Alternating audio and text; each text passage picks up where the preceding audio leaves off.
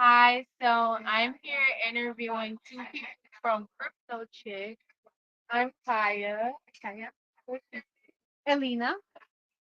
Hi, Kaya, Natalia. Hi, Nice to be here with you. it's so nice to be here with you. So I have a couple questions for the ladies.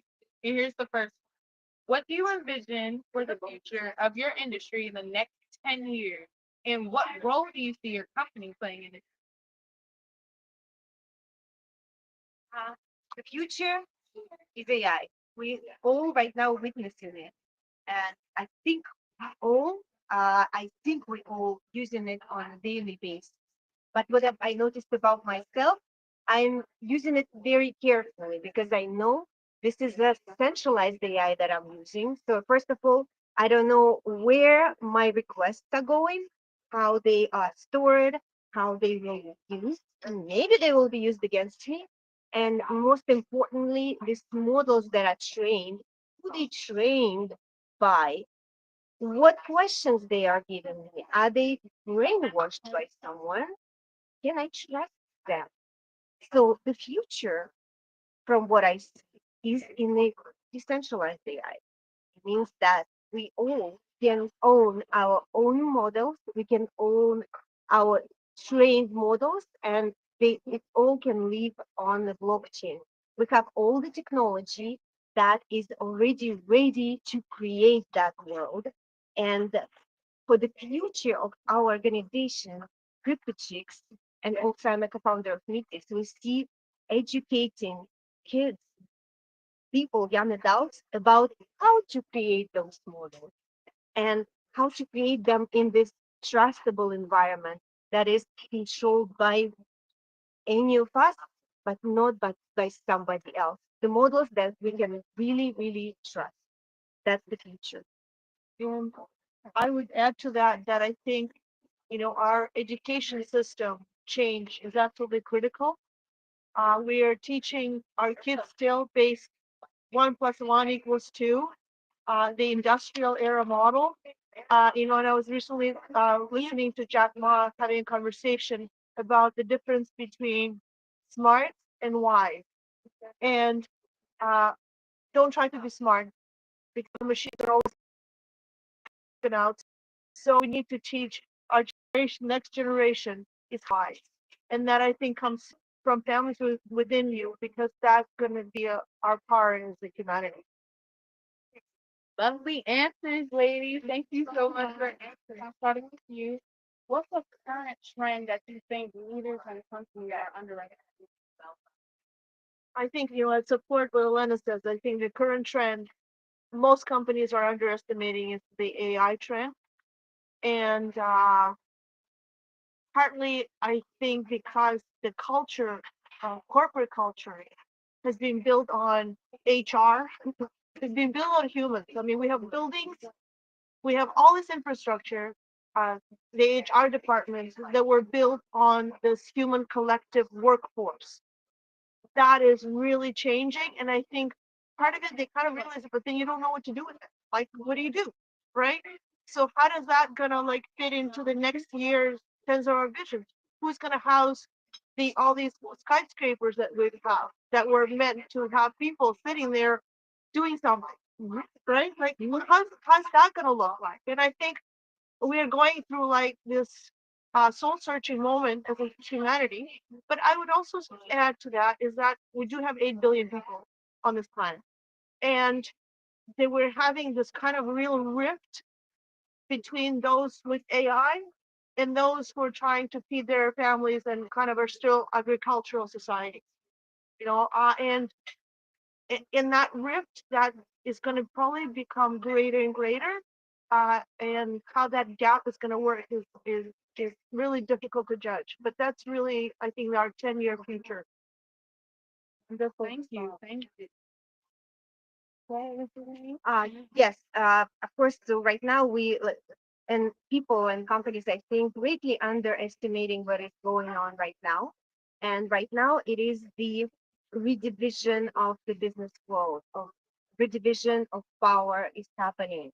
It means that whoever will hold the most powerful AIs will be in control of the world. So if you're not going to get into this mindset right now of training your own AI, getting kind of like this share of even like business, but business is secondary because what is money? Money is what just the currency in our life. It is really what will control your life, whether you control it or somebody else will. So that is the biggest underestimation. AI is not just another tool. It is the essence of what is going to be happening in the world. And soon we will, we will not work as we worked before because there will be robots that will perform jobs. There will be AIs, and we will have all our AI doubles, and maybe I will have 10 AI doubles that will work for me. So you will be able to scale of what you do the best. So really the skills is going to be of how you can train those AIs and who these AIs belongs to. So if you are really think about that and get right now into that, is then you will have the future. So whoever right now, whoever is writing the best prompts to AI, they have the share of the business. But soon is whoever creates models and what systems you use to create centralized models who don't belong to you or decentralized models that will belong to Thank you so much. Absolutely. Geniuses, I hope y'all paying attention and listening to these ladies. They're giving y'all some serious alpha to think about. What's your next question you have for us My next today? question is, how do you strike a balance between a bold vision and the day-to-day execution of that vision? you. Well, it is all about execution, right? So everybody has like lots of brilliant ideas. What comes to like and it's probably even it's a different skill set of when you have an idea, when you are the visionary, when you can communicate this idea, and when you execute this idea. Is really the execution of ideas. I'm not going to be talking that AI is going to execute them better, which it will.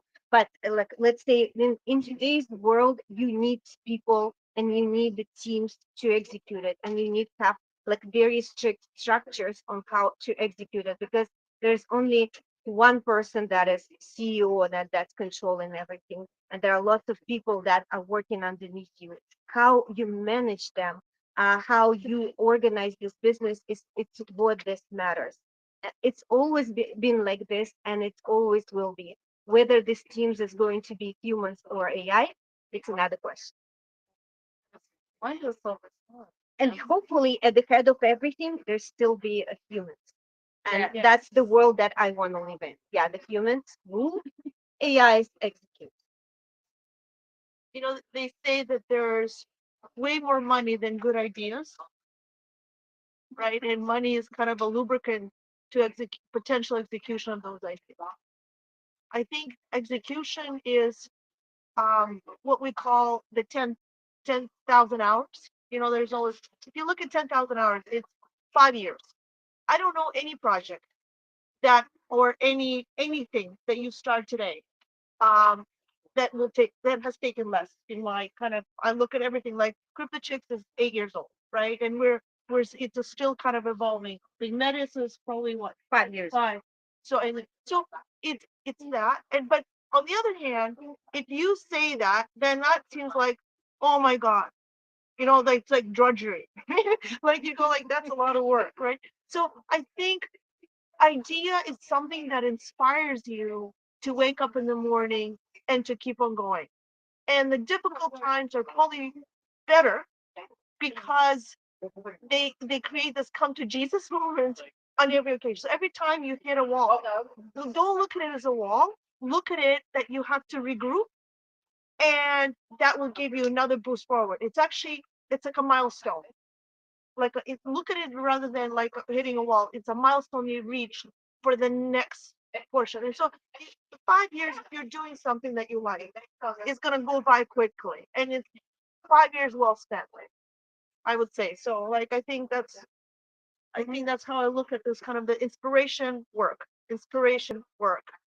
execution. Like this, there's kind of this continuous balance on daily basis.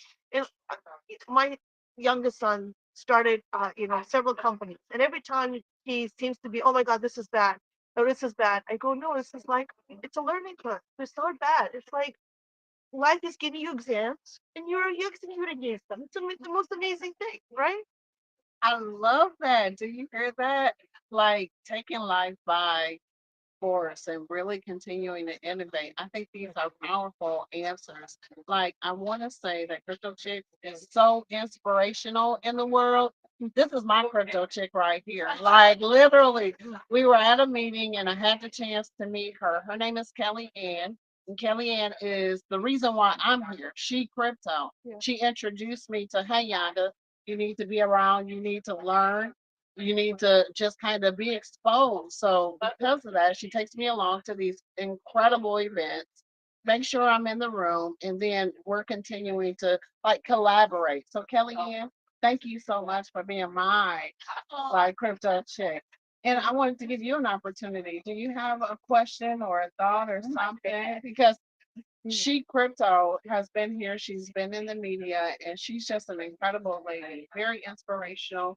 Like she puts her heart. She has a nonprofit. She's just out there. So I'm a huge supporter and fan of her. We met at a meeting, and I've just been like, "Hey, let's do this together." And she's like, "Hey, you need to come here." So thank you so much.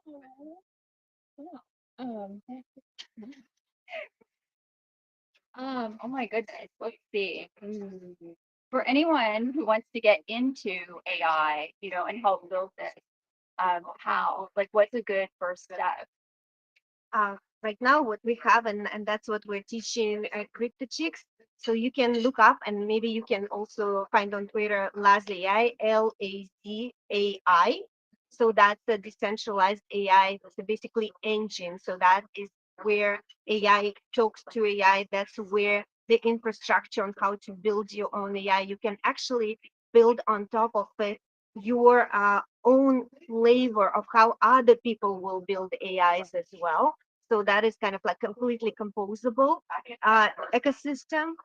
Also, you can follow ZKM. ZKM is this zero knowledge proof, and this is it's kind of like a machine that will prove that this model is created by you, and therefore you can have like part of the profit of your AI that you are um, lending to other people. So that is another piece. And also you can follow Metis Layer 2, which is Metisel 2 and on Twitter as well, on X. I'm sorry, I keep forgetting.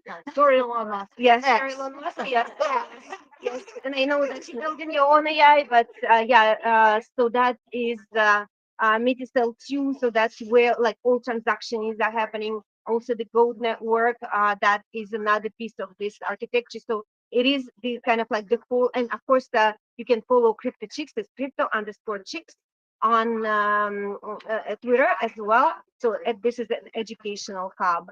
So all this just to get involved, follow, and you will see all the information there. And I would say, a lot of stuff. I mean, it's a new industry, crypto industry, reasonably compared to other industries. But a lot of stuff is like, it's a lot of it like just all these words and like all this stuff that sometimes become really intimidating. So you got to remember this. AI is built on LLMs, like language models, right? What are women good at? Talking, There you go. right? So the biggest thing with AI is knowing what question to ask. But the only question to ask, that question you have to ask yourself. So you've got to formulate what you need to know. And I think that's a biggest human kind of something that holds us back. They say, be careful what you wish for. Because like you think you want this, and this is actually AI is amazing. You think you want that, so you ask it in a question, gives you an answer, go, that's not good," because the way you ask the questions or how you formulated that question. So it actually is. I think we're in a really amazing time where it really forces you to think about the questions you're asking and how to formulate that. So it's actually kind of aligning our desire and our thoughts. And oftentimes those two are not connected. So I think this is like we're in a really good human stage of using AI as our alignment tools of who we are, individuals. And we're all different. And that's why they're scraping all this stuff because they want to know more about us. And I think they know something sometimes often more about us than we're willing to admit. And that's why what Elena says is really important because sometimes they do know more about her than we want to admit, and maybe we don't want the rest of the world to know, right? Yeah, be careful what you ask for. Right. That was such amazing people. My next question is, what responsibility do forward-thinking companies have in fostering inclusive and equitable communities? I'll start. Okay. All right. So yeah, I am really big. The reason I am in blockchain is because I'm big on decentralization. So what does that mean? Well, it's like you can't blame anybody else for stuff that goes wrong. Goes wrong, you got to take responsibility because that's what decentralization is about, right? So I instead of pointing fingers, and of course you can always find somebody else to blame for everything that goes wrong in our lives, right? But certain things I think uh, we can and we should take control. So instead of saying what the company should be doing, I think I would start with what I should be doing, right? And that is exactly what you're doing with bringing your daughters here, asking us questions. I think that's amazing because uh, that is kind of our legacy, and that's our transfer of wisdom rather than smartness, right? And that continuity is really critical. And if we can even have a small percentage of that in the companies that are driving this, right? Nothing is 100% and nothing is zero. That's the great thing. So if you can fit somewhere in between of that 100 and zero, and where there's an element of humanity, understanding, love, consideration of others, because you know capitalism is not built necessarily on consideration. It's like a singular me, but you can't take into consideration everybody, and that's kind of communism, socialism, where you're supposed to take care of consideration of everything. That hasn't particularly worked either, right? So you've got between 0 and 100. So I think if you can embody into these um, AI systems, elements of that humanity, understanding the fact that we don't control everything, and maybe we can. Why do we want to? Because actually, the minute you want to control everything, you actually create a box, and then you're stuck in that box. And humans have been known to progress. So the only way progress happens if you have to jump out of that box. So Exactly. And if, also like what the future, again, in my understanding, what the future will look like, as I said, we soon not going to be working. We're going to be building, our own models, our own doubles. And that's, AI doubles. You will not be able to see who they are, Russians or Americans or like who this model is. You don't know. Or what color of the hair they have. You don't know what gender they have. You don't know. So it is a kind of like automatic diversity that is this built into technology. And that's what our world is gonna go into. I need my AI to wash dishes. No,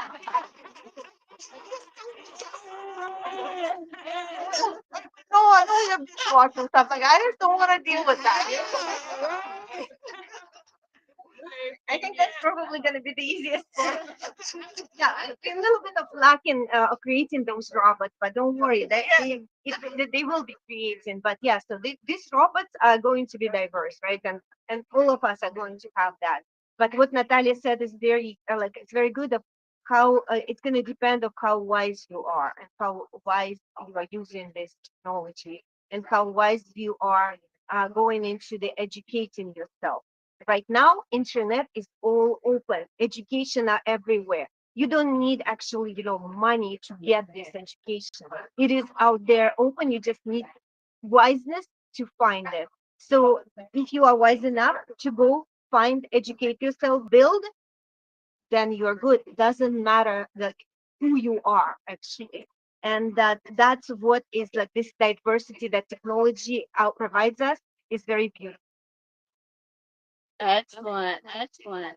So I tell you, this interview has been transformative, and I'm looking forward to. Oh, my daughter, like, one more question. One more question. I'm like, okay. Okay. The Okay. next question was, what fuels your curiosity and the inspiration you have? Beautiful question, and I love it. I am a mom.